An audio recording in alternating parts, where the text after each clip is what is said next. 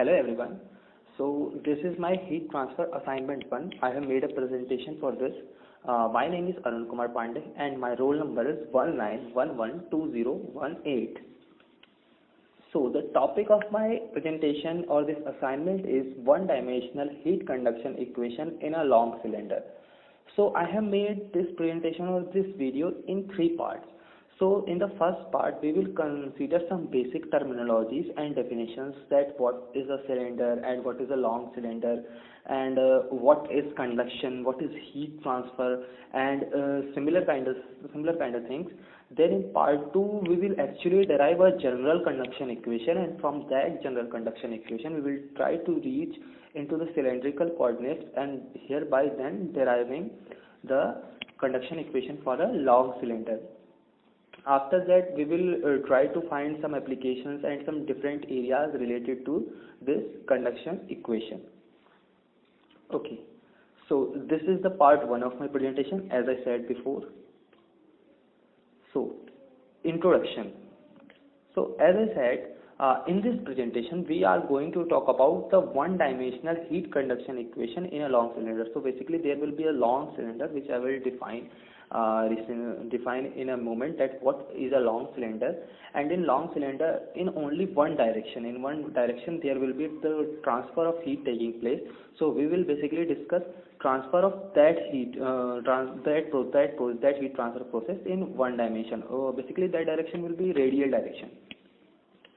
So as I said, before going into the details of the theory and all the equation, let us first see what do we actually mean by long cylinder. Okay, what do we actually mean by a long cylinder? So what is a cylinder? Before going to the definition of a long cylinder, first we will have to see what is a cylinder. So here is the definition which I have taken from Merriam-Webster.com. Okay, so it has defined cylinder as the surface traced by a straight line. So there is a straight line which is tracing a surface. Okay, and how it is tracing the surface? It is moving, it is kept parallel to another fixed straight line and moving all around it. Okay, and intersecting a fixed planar closed curve. So there will be a closed curve. It may be elliptical or it may be circular. Okay, so that closed curve may be tilted or may be parallel to the surface, or maybe perpendicular to the both the lines, or maybe tilted to the both the lines. Okay, any case can be.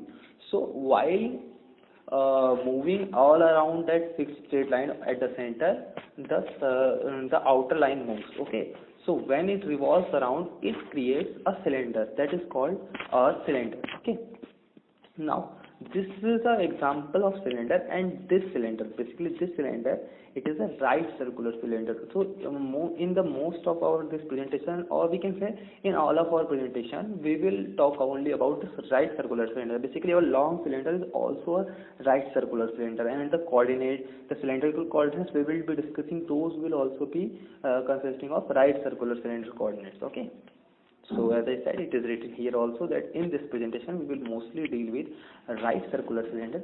So there are other types of cylinder as well. You can say the tilted cylinders, and then the cylinders having base with elliptical faces. Okay, so moving to the next. So now this is not a long cylinder. This can be considered a part of long cylinder, but still we will define what a long cylinder means. So it basically means that the length of cylinder is infinitely long. So it is a hypothetical condition, it cannot be possible in daily life. And hypothetically, a long cylinder means cylinder having its length, or you can say height also. Okay, some people define it as height, or you can say that its z coordinate. Okay, so its z coordinate is infinitely long. Okay, so in practical or day-to-day life, this is not possible. Even in science, you cannot achieve this condition. Okay, in lab, you cannot achieve. This is a purely hypothetical condition, but still, all those cylinders in which their diameter is pretty much low in comparison to their length, like it is just negligible in comparison to their length. So all those cylinders can be considered as a long cylinder, and the equation of long cylinder can be applied at a very good successful rate in all those cases. Okay, now moving to the next. So this is something we can say a hand which is holding a rod, and the heat is flowing through it. So basically now we will try to discuss that what is some basic terminologies like what is transfer. As the conduction is a heat transfer process, so we need to understand a little bit about heat transfer and what a transfer is. Okay, so what is heat transfer? Okay, so before understanding the heat transfer, we will try to discuss the two terms separately. Like one term is heat and the other term is transfer. Okay, so transfer. What is transfer? The transfer is the movement of certain quantities due to the interaction of the system with its surroundings is called transfer. Okay, so according to this line, let's suppose there is certain quantity. It can be anything, like it can be momentum. Momentum is also quantity. It can be heat, and then it can be mass. So that quantity is contained in a system. Then system does what? System interacts with its surrounding, and due to that interaction, that quantity moves from one place to another place, from one system to another system. Okay, and that movement is called transfer. So a very important point which is to be noted here, that there is always a driving force for any kind of transfer to occur. Or sorry, for here I have written heat transfer only, but for any kind of transfer, suppose for momentum transfer we need force. Force is the driving force is the driving force, or you can say difference in momentum. Okay, so whenever there is a change in momentum, so there is a transfer of momentum from one place to another, or one system to another. For mass transfer, we have something called difference in the difference in what you can say concentration of a species. Let's suppose at one side of membrane there is more number of a species, more concentration of one species, and on the other side of a membrane the concentration is low.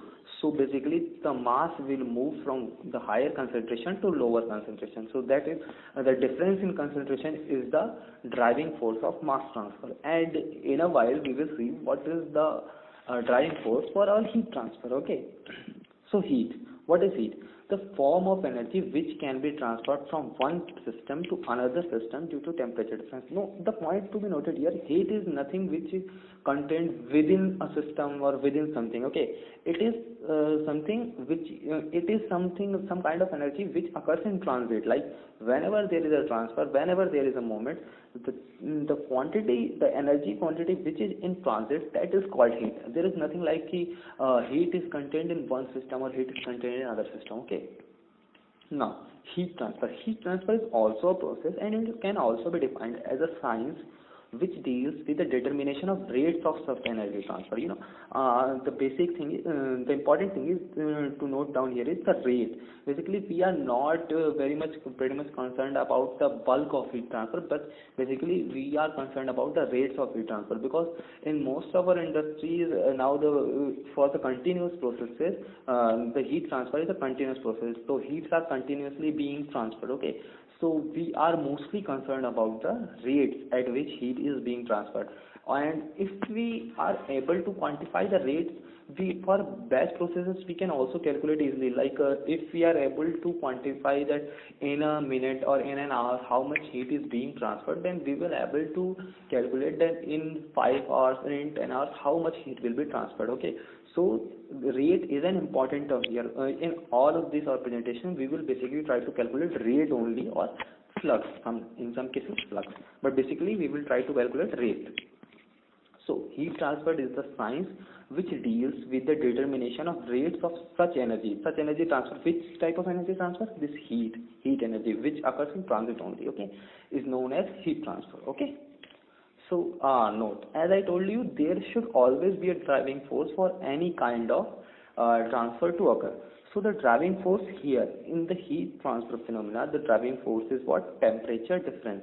Whenever there is a higher temperature at one end and lower temperature at one end, there is always a heat transfer. Heat tries to flow from one place to another place, so that there is an equilibrium maintained. Or you can say this is also the case that one place has high energy density, like it is at higher energy level, and the other place is at lower energy level. In that case also, not higher energy, not lower energy, higher energy density and lower energy density. Okay, so in that case the heat tends to transfer from one place to another place.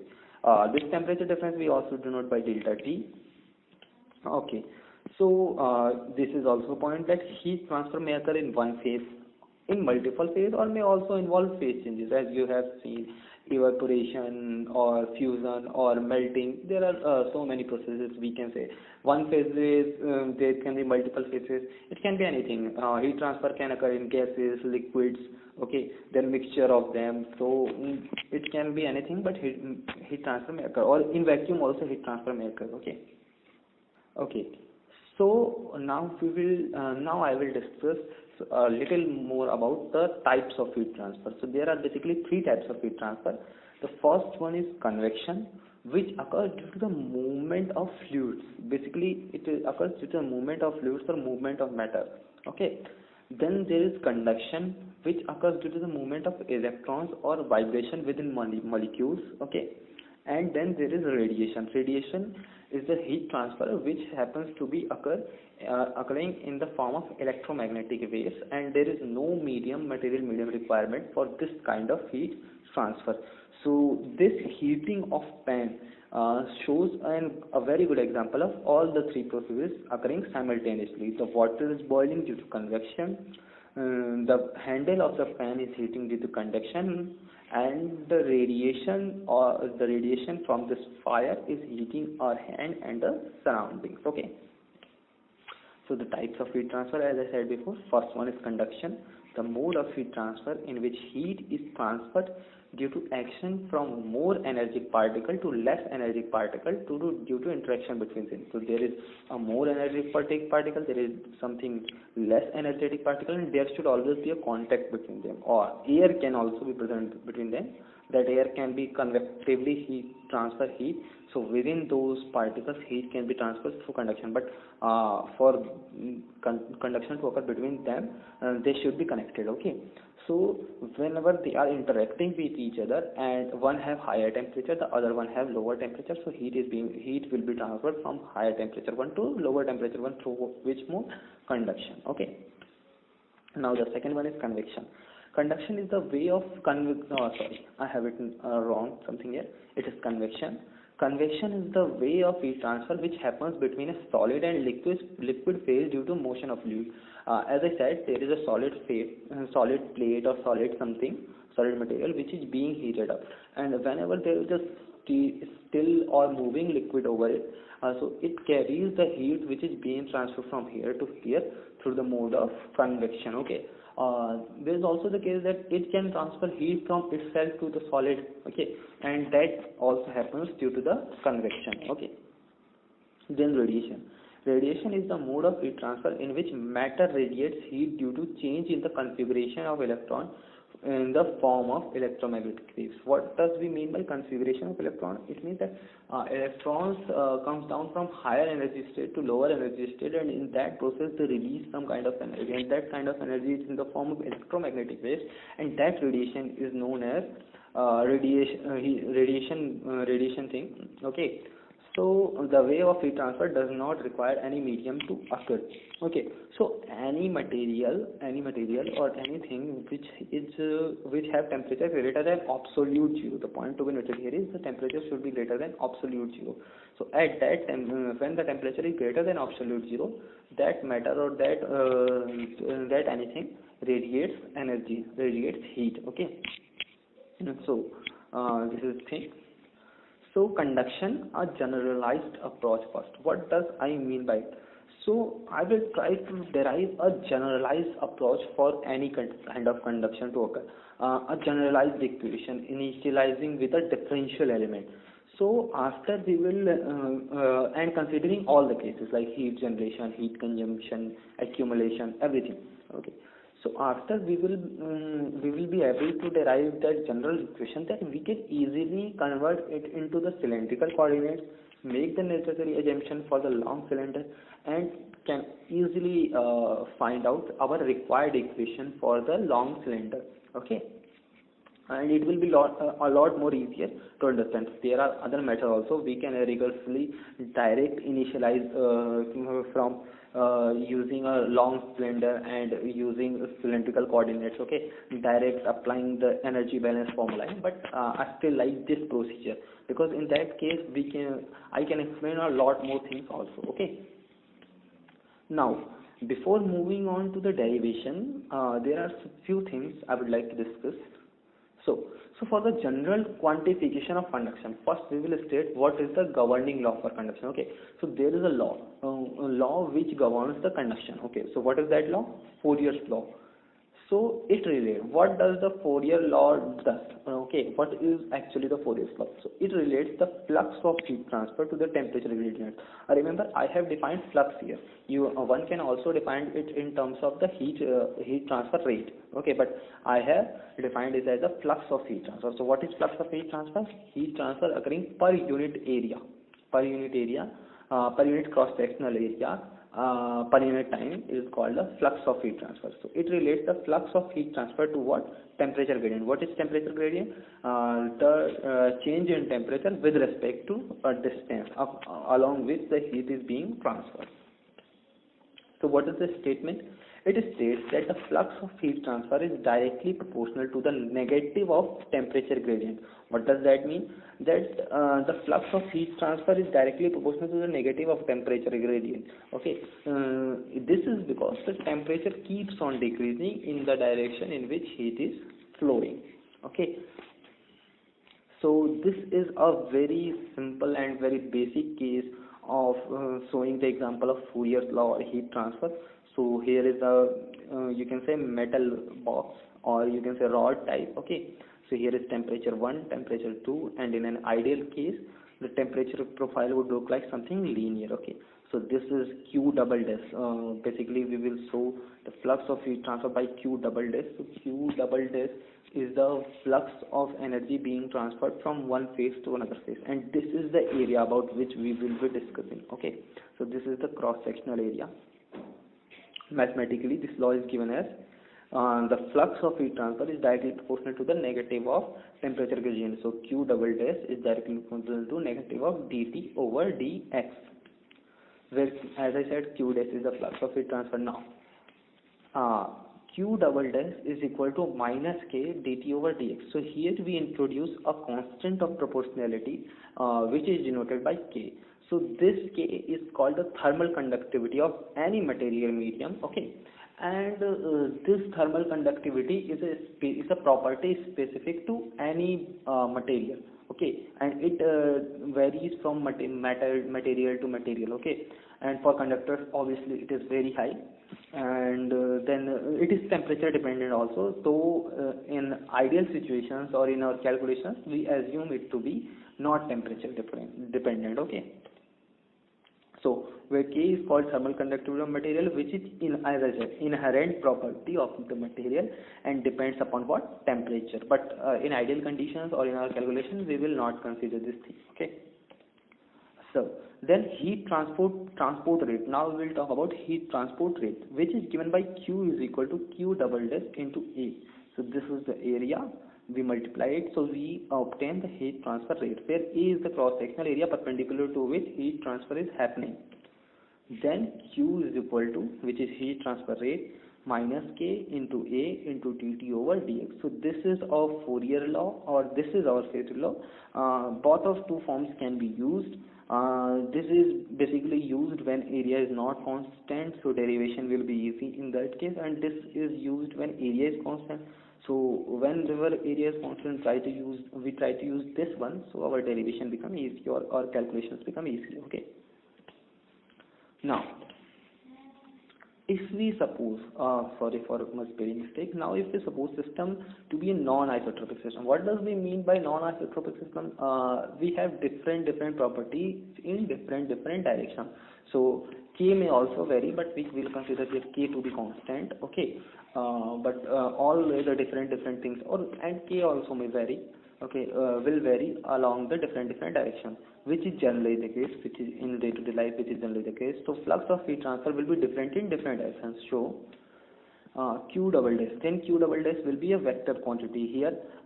This will be del operator. Okay, sorry, I have put a wrong sign. It will be upside down. Okay, and here it will be del operator. So minus k del t. Del operator is a vector operator. Okay, so in rectilinear coordinates, I will express only it in rectilinear coordinates. So it will be q double dash vector is equal to minus k.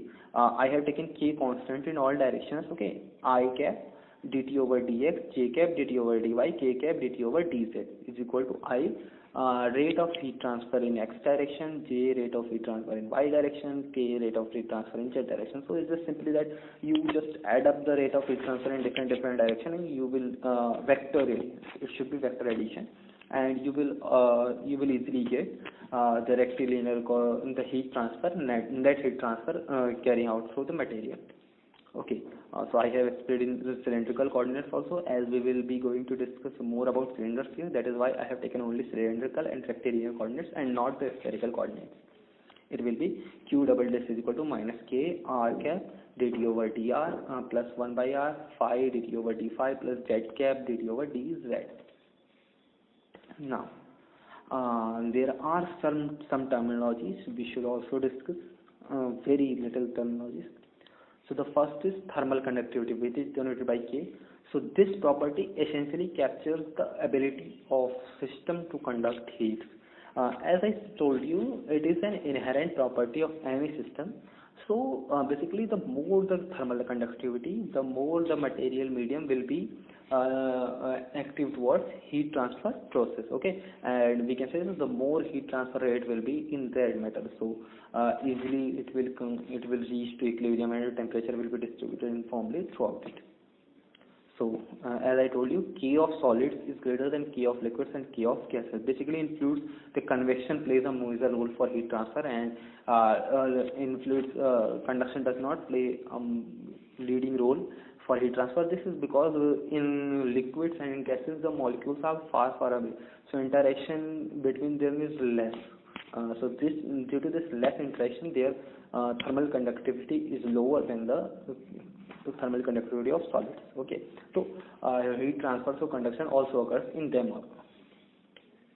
Now we have something called thermal diffusivity. Why we are studying here thermal diffusivity? Because this process of heat transfer can also be considered as thermal diffusion, because energy is being diffused from one place to another place, from one set of molecules, one layer of molecules to another level of molecule. So as we have something called mass diffusion, as we have studied before in other subjects. So similar kind of here, it is called thermal diffusion. So for that, we define a property known as thermal diffusivity, which is denoted by alpha. So thermal diffusion, this thermal diffusion, as I told you, is characterized by a property known as thermal diffusivity. What is that property? Alpha is equal to K by rho Cp.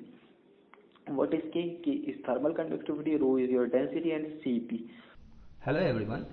So this is the part 2 of my presentation, and in this part I am actually going to derive a general conduction equation which will be of differential format, and then by putting the cylindrical coordinate system, it will be easier to derive from there a general conduction equation for a long cylinder in one dimensional, and that dimension is going to be radial dimension. Okay, for deriving this general conduction equation, what we will do from here now onwards is that we will consider a general differential element as shown below. Here it is shown a general differential element.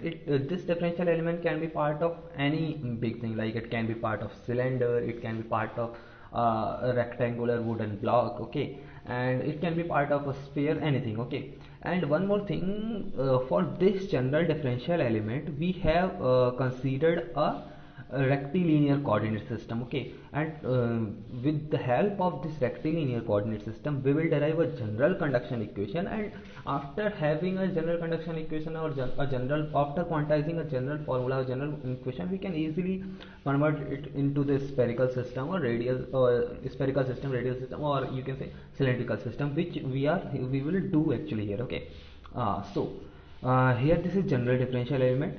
it has a length of del x, a breadth of del z, and a depth, or you can say height, of del y or delta y. Sorry, in this case we haven't applied the limits yet. Those limits will approach to 0, but still we have considered as delta x, delta y, delta z. Okay, now these are the heat transfer rates. Okay, so this is the heat rate going inside this differential element, that is qz in z direction. Okay, and that is qz plus delta z heat leaving this differential element. We have actually considered is that it's a isotropic in non-isotropic in nature, so properties are different. Properties may be different in different directions, and it can be, there can be conduction of heat in all three directions. Okay, from deriving this we will also reach to the one dimensional. Okay, now this is this one is qx and this one is qx delta x, and similarly qy plus delta y. And one more thing we are going to consider here, the accumulation term, which will be incorporated by the Cp or specific heat capacity of this material, and then we will also incorporate the heat generation term, which we will denote by q dot. Okay, and that heat generated term we will actually consider as the heat generated per unit volume, and then we will multiply with the volume, and then we will apply the necessary energy balances. So from further now onwards we will see what are the required energy balances. Okay, so moving to the next slide, here it is. So here, as I said, qx and qx plus delta x are the rate of heat entering and heat leaving respectively in n direction. Similar considerations are shown by for y and z directions also. Okay, now let q dot is the rate of heat generation per unit volume. As I said, we will also incorporate the heat generation term. Then we have the volume of this differential element. We can easily say that this is a cubic element, as we will approach to very small sizes. This element will approach to a cubic element. So for cube we know the formula of the it is a cuboid, and for a cuboid we know the formula of volume, that is del x, del y, del z. Okay, now let Cp be the heat capacity, a specific heat capacity here. Okay, let Cp be the specific heat capacity of the element, and rho be the density of element. In that case, what will happen? Now we will apply the general energy balance, which is given us. What is the general energy balance formula? As we all know, that it is input minus output plus generation minus accumulation is equal to 0. So from here we will approach towards input minus output plus generation is equal to accumulation. Okay, so input is the heat which is being input to the system, output the heat which is the heat or the energy which is coming out from the system, generation term the heat which is being generated within the system, and then we have accumulation term. So whatever the amount of heat which is being stored in that system. Okay, now so this is the equation we are going to obtain after putting all the necessary terms. So from previous slide we know that qx is the okay, and one more thing, this is a rate equation, like all these are the energy per unit time, because this is, as I said, heat entering per unit time, or this is also incorporating dt by dt. Okay, and this q dash, one thing I forgot to mention here, that this rate of heat, I actually mentioned it here, that this is the rate of heat generation per unit volume. So this is not heat generated, this is rate of heat generated. Okay, so here what we have got, qx plus qy plus qz, which is the total heat input, total heat rate input in the differential element. Then we have minus qx plus del x minus qy plus del y minus q del plus del z. This is the total heat on rate output from that differential element, and then this is the heat rate of heat generation per unit volume. So q dot into multiplied by volume, del x into del y into del z. So by multiplying this into volume, this is the total amount of this is the total rate of heat generated from the system, which is equal to the accumulation term. What is the accumulation term? Rho Cp dt over dt into the volume. So this was the heat accumulated per unit volume. This whole term shows us the heat accumulated per unit volume per unit time. Okay, and then multiplying by volume we get the heat or energy accumulated per unit time. Okay, now dividing the whole equation by volume V. What is that volume V? Actually it should be del V, the volume of the volume of the differential element. What we are going to get? So we have just adjusted the similar terms which are on towards the similar axis with each other. Okay, so we can see here qx minus qx plus del x divided by del x, okay, into 1 by del y del z. So it is nothing new, we have just divided by whole term. So when we will divide the whole term by volume, everywhere will be delta x delta y delta z delta x delta y delta z upon in the below every term, okay, and wherever we have this term already del x del y del z, that will cancel out. So here it will cancel out and here it will cancel out. So as we can see here q dot only, and here also rho cp dt over dt only. Now we have grouped the terms. So qx minus qx plus delta x divided by delta x, group this term multiplied by 1 by delta y delta z. We will see the significance of grouping these grouping of terms as soon as we are going to move towards the next slides. Okay, now this one is qy minus qy plus delta y divided by delta y into 1 by delta x plus delta z, and similarly qz minus qz plus delta z divided by delta z into 1 by delta x into delta y plus q dot, which is heat generation, rate of heat generation per unit volume, is equal to rho into cp into dt over dt, which is the rate of heat accumulation per unit volume. Now what we will apply, we will take the limit of delta x delta y and delta z to 0, because this is a differential element as I stated earlier slides. Okay, so actually the delta x and delta y and delta z will tend to 0. Okay, so as I said, considering the differential element, so we will consider the property of this differential element. In that case, the volume of this differential element also approaches to 0, and its all dimensions will be approaching towards 0. So when we will apply this thing, what will happen? We have taken limit del x is tending to 0, limit del y tending to 0, limit delta z tending to 0. So we haven't touched these terms yet. Okay, these terms we haven't applied the limits yet, but on these terms we have applied the limit. So when we will apply the limit, this will just become the partial differentiation of qx with respect to what? With respect to x coordinate. And why this is negative? Because this is the heat input, this is the heat output.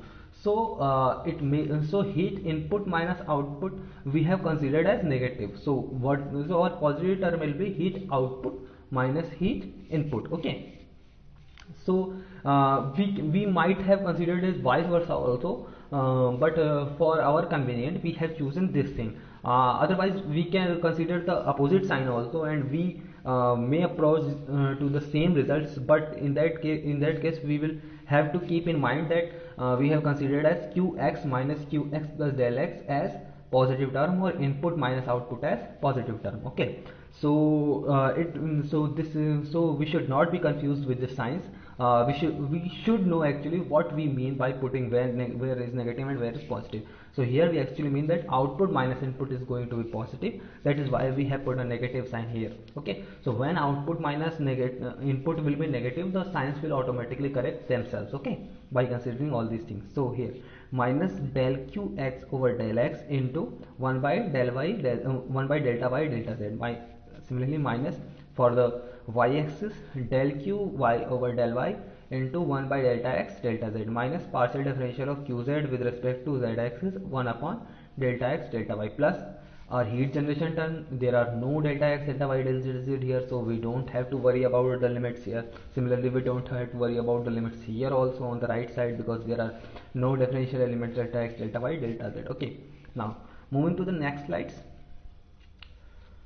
Now we know from Fourier's law, what we know, that qx, this is the rate of heat transfer in the x direction, which is minus kax, the area along the x-axis. Okay, so what is the area along the x-axis? It is constant for this differential element. As we can see, it is very small element, so the sides are going to be the same on the both sides, so it will be constant throughout the element. So it will be delta y into delta z minus k delta y into delta z dt over dx. Similarly for qy, minus k delta x into delta z dt over dy.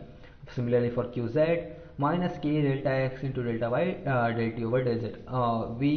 One important thing to notice here is all these are the partial derivatives. So temperature depends on x-axis, y-axis, z-axis. Okay, so here we have taken del t over del x, del t over del y, and del t over del z. Now what we will do, in the previous equations we have seen these terms coming in their differential forms, like del qx over del y, del qx over del x, del qy over del y, and del qz over del z. So we will just put all these terms in there and then apply the derivative of these derivatives, and then we will reach to some conclusions from there. Okay, so we will see that. Now putting the values of heat transfer rates, what we will get: limit delta x tends to 0, delta y tends to 0, as I said previous, minus. Now applying this del operator over whole these term over qx. So putting the value of qx, we will get minus k delta y delta z into del t over del x multiplied by 1 by del y delta z minus. Similarly we will put the term y term also. Okay, and similarly we will put the z term also, and this is the same as previous before. Now what we will notice here is that this delta y into delta z is independent of this x coordinate. Okay, and one more thing we will consider is that k will be independent of any coordinates or any temperature difference. So k is independent of coordinates, k does not vary with coordinates, k is constant throughout the system. So we will take out these two terms, k into delta y into delta z, that is this specific conductivity term and this area term, out of this differential. Okay, out of this differential operator. Okay, so when we will take these two terms out of this differential operator, what will happen, that this delta y into delta z will cancel out with this one. Okay, what will happen, this delta y into delta z will cancel out with this one. Similarly this delta x into delta z will cancel out with what, this delta x into delta z. Similarly this delta x into delta y will cancel out with this delta x into delta y. So in that case what will happen, this will simply become that k can be taken common from everywhere, as we have said that k is independent of the coordinates, so it can be considered as constant here.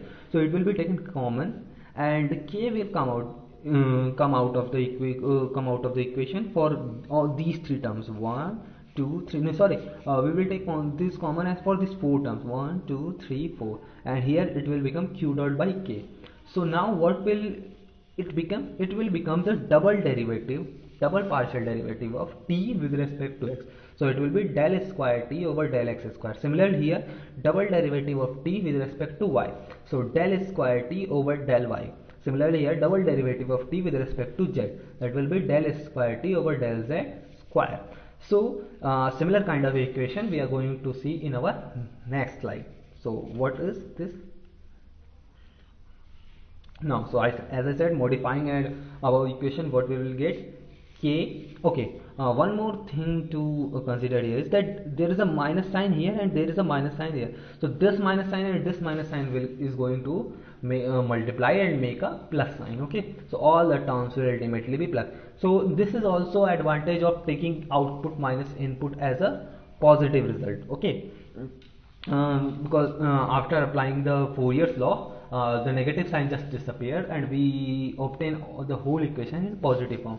If we would have taken input minus output as positive term, then all of these terms would have come negative. Okay, then there also we might not have much problem, but still we should always consider the we should always know what sign convention we are applying actually. Okay,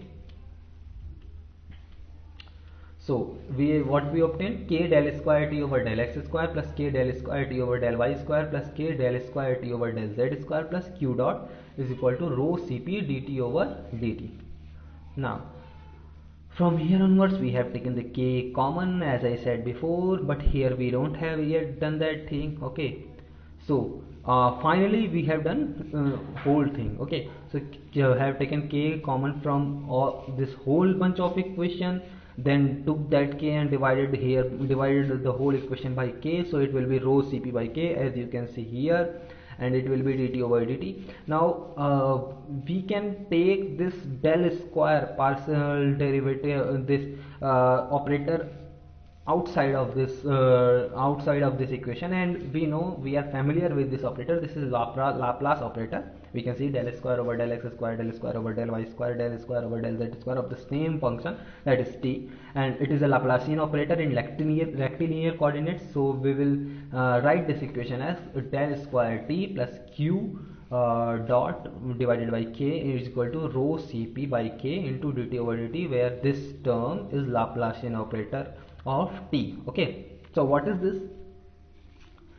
This is a general heat conduction equation in differential form. So this is a very cute and very nice way of representing the heat conduction or quantizing the heat conduction for any format. Okay, so for any system, for any coordinate system, for any proper system having different properties, we can simply start by this general heat conduction equation in differential form and reach to our desired results. But sometimes it is not wise to start from this equation, because sometimes the calculation becomes so complicated and rigorous that we try to avoid this and try to apply some different methods, like when we will study the fins in cylindrical coordinates and fins in rectilinear coordinates, we try to avoid this kind of equation. But still, this is the general heat conduction equation in differential form, and it is going to be very useful for us in this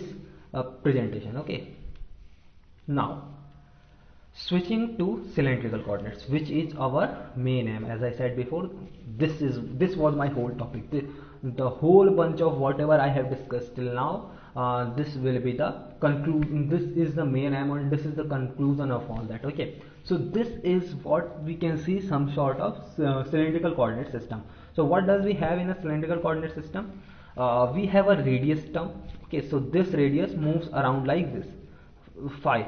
This is a phi. This is the angle this is the angle swept by this radius. Okay, so whatever angle this radius sweep, this is the angle this is denoted by phi. So we have three things here. In the rectilinear system, we also have three things here also: rho, phi, and a z-axis. So these this is disk which has been swept by this radius.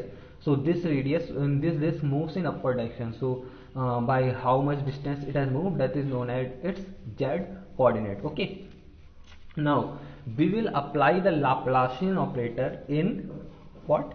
Of cylindrical coordinates. So we know we have Laplacian operator in we know the expression for Laplacian operator in all those three systems: in cylindrical system, in spherical system, or in rectilinear system we have seen before. So we will apply for the cylindrical system, and we can easily arrive to our equation for the cylindrical coordinate system or long cylinder. Okay, now as we have derived the general conduction equation given below, Laplacian operator of t plus q dot divided by k is equal to rho Cp by k into dt over dt. Now here we can see the Laplacian operator. Okay, as I said before, we apply its cylindrical coordinate form. So our general equation become what? This is somewhat Laplacian operator look like in the cylindrical coordinate system. So it will become 1 over r, where r was the radius. In previous slide it was shown as rho, but here we have considered it as r, because for rho we have already utilized for the density purposes. Okay, so we will simply for radius we will apply it as r.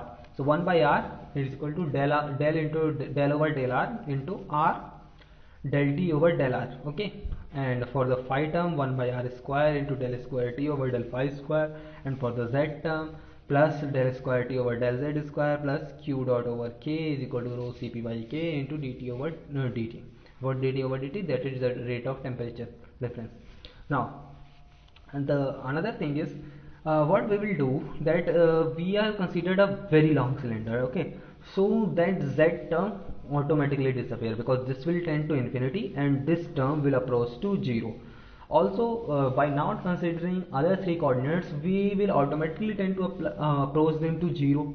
Okay, that this will also be 0, this will also be 0, because we are not considering heat conduction along the angular direction, we are not considering the heat conduction along the length or height, you can say. Okay, what we are considering heat conduction only along this direction, the radial direction. So what will happen now?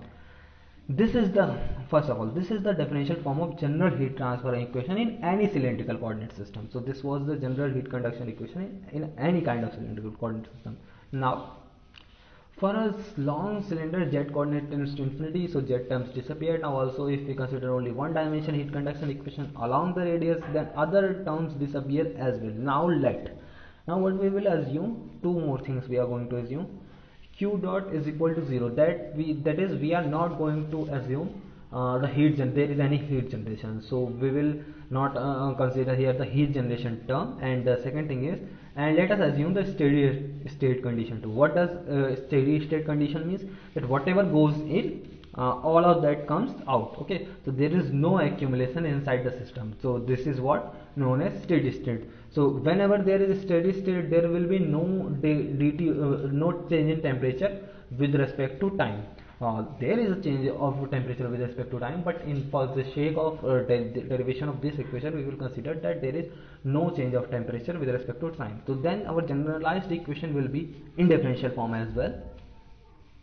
1 over r del over del r into r over dt over dr is equal to 0. So this is the equation for what we were aiming for.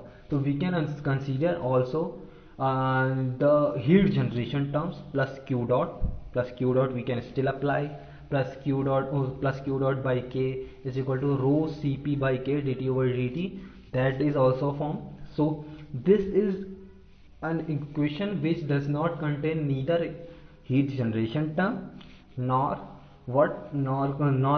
it is considered, also it is considering a steady state condition. But if you consider steady state condition, then there will be an additional term this side, rho cp by k into dt over dt.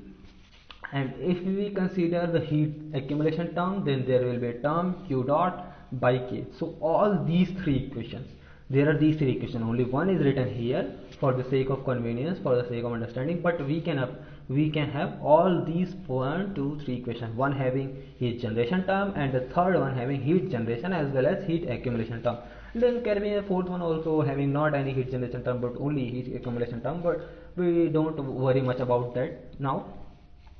So one dimensional heat conduction equation in a long cylinder. This is the one dimensional heat conduction equation in a long cylinder, but only when we don't have any accumulation term and a steady state condition is used. If that is not, then other two forms as I told now will also be there. Hello everyone. So this is the part 3 of my presentation, and in this part I will try to do an application of the heat conduction equation in long cylinder we derived in part 2nd, and we will use only one of that, that will be not having any heat generation term and also steady state is reached.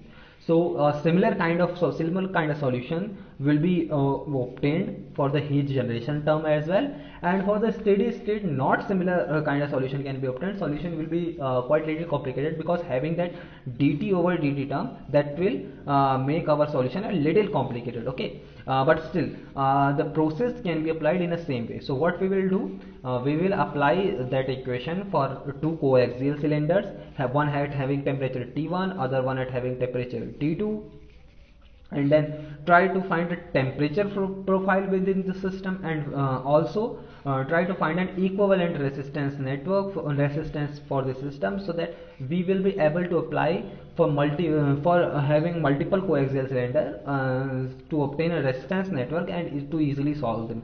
So for parallel one we can just add up the resistance, for parallel one we will add up the inverse of the resistance and then invert the result, and for the resistance having in series we will just add up the resistances. Okay, so this will be simpler and similar to what we used to obtain in our rectilinear systems. Okay, so as I said, solving for two coaxial cylinder. And one more thing, one point to be noted, that these two cylinders are of same material, that is, they have same density, as well as they have same specific heat conductivity. Okay, they all have same key. Okay. Now, so this is our two coaxial cylinder system as shown here. So one having radius r1 and other one having radius r2. The cylinder having radius r1 is at temperature T1. The cylinder having radius r2 is considered to be as the temperature T2, and it is written here also. Let T at r is equal to r1 is equal to T1, and T is equal to Tr is equal to r2 is equal to T2. Now, the equation for the long cylinder is, as we derived earlier, without considering any heat generation term, and steady state is reached already. So it will be 1 by r del over del r into operating on r into del t over del r is equal to 0. So on solving the above equation, when we will integrate the above equation, what we will obtain? We will obtain a general solution having two constants, which will look something like this. Temperature temperature profile, or T is equal to C1 ln, which is natural logarithm of radius plus C2. Okay, so where r is the radius, that is the coordinates in radial direction, or we can say coordinates in radial direction, and T is the temperature at any point. Okay, at any point r. Okay, and C1 plus and C2 are two constants which we will apply the boundary conditions. What were our boundary conditions? The boundary condition were at r1 is equal to the temperature was T1, and at r2 the temperature was T2. We will apply the boundary condition, try to find out the C1 and C2, as we have two boundary condition and two constants to find out, so it will easily be done, and it is solvable.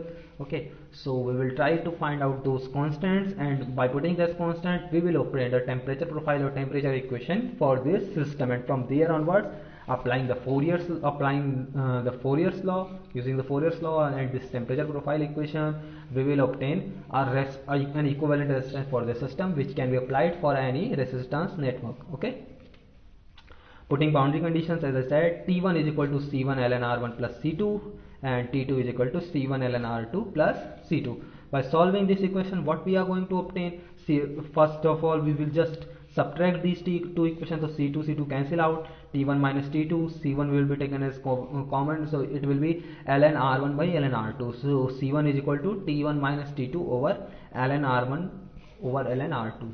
So in next slide, what we will see, on solving above two equations, C1 is equal to T1 minus T2 over ln r1 over r2, and after putting this C1 in any one of the above two equations, which were for the two boundary condition, any of the two boundary condition, we will obtain the C2 also, which is T2 ln r1 over T2 r1 over r2 minus T1 minus T2 into ln r2 divided by ln r1 over ln r2.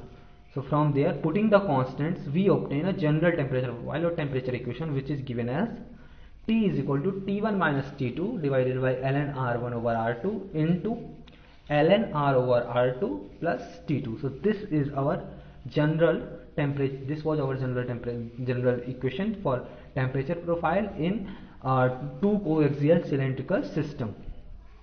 So as I said, so there was a logarithmic term here. Okay, so a logarithmic decreasing temperature profile. As I said, R2 is the highest value or the maximum value we can obtain here. Okay, so R will also always be lesser than R2. So in that case, and if we consider T1 to be greater than T2, so a logarithmic decreasing temperature profile will be reached here. Okay, so which will be when this will be finally T is equal to T2. So we can see here logarithmic decreasing profile, like as shown below, is obtained. So this kind of decreasing profile, this axis is plotted as temperature, and this axis is plotted as radius. Okay, so the temperature profile like this will be obtained, as we have seen from this is then inference drawn from previous equation. Okay, now as we know, in this case we are going to have a varying cross sectional area. So now we will try to incorporate the Fourier's law also. So from Fourier's law we know Q in radial direction only minus K into AR del T over del R. Now this AR is varying, it depends on radius. So what is this? 2 pi RL into dt over del R, and R is not constant. R is just increasing. So we will have a varying cross sectional area, but still we will able to solve this equation quite easily. Now from the temperature profile we obtained previously, we will try to find this dt over dr or del t over del r. Okay, sorry, I have written it mistakenly, or otherwise it is right also. Here it is written partial because here we are considering that heat is that temperature is varying in all the three coordinates, that is phi, z and r also. But finally we know that for this long cylinder there is no variation along the z-axis and along the phi angular coordinate. Okay, so we will have only r coordinate, so we can take a complete derivative. Okay, complete derivative of it, not a partial derivative. So dt over dr will be from the previous temperature profile we obtained, that will be 1 over r into T1 minus T2 divided by ln R1 over R2. Now hence putting this value in the expression of QR and solving, what we will obtain, QR is equal to 2 pi KL, 2 pi into KL, the R term automatically cancel out, you can see here from here. Okay, so 2 pi KL T2 minus T1 divided by ln R1 over R2. So here we can see that the heat rate is constant, the rate of heat transfer is constant. It does not depend on your radius of on your radial position or radial coordinates of the system. It does not vary, it is just constant, which is depends on the temperature difference, on the logarithmic of divides of radius of both the systems, and 2 pi KL. Also this will be positive, this will be positive, heat transfer rate will be positive because we can consider T2 to be greater than T1. Whatever sign we will take, QR will come out positive or negative. I don't say anything like it will be positive or it will be negative, it can come out anything. Now on comparing this system with resistance network, okay, so for the resistance network we know that the resistance network have temperature difference upon resistance. So when we consider temperature difference upon resistance, so this will be ln R1 over R2 divided by this 2 pi KL, this 2 pi KL will be divided. So ln R1 over R2. So on comparing this system with a resistance network, resistance of this network is R is equal to ln R1 over R2 divided by 2 pi KL. So this was one of the applications. We have done the temperature profile, which was a logarithmic decreasing profile continuously. Then we have the resistance for this network also, which we can apply, which we can extend to the multiple coaxial cylinders. Okay, or if the cylinders are connected into parallel, then we can also if two coaxial cylinders are connected in parallel, then we can also incorporate this resistance network. Okay, and this is the heat transfer equation. Okay, so hence this was the application of conduction equation in a long cylinder. It is applied to various areas like fins having cylindrical systems, and then you have something called immersion rod, then your heat exchangers having cylindrical cross sectional areas. So in practical life this can be applied in that direction. Okay, so this was it all about my presentation and that was my assignment 1. Thank you very much. Thank you.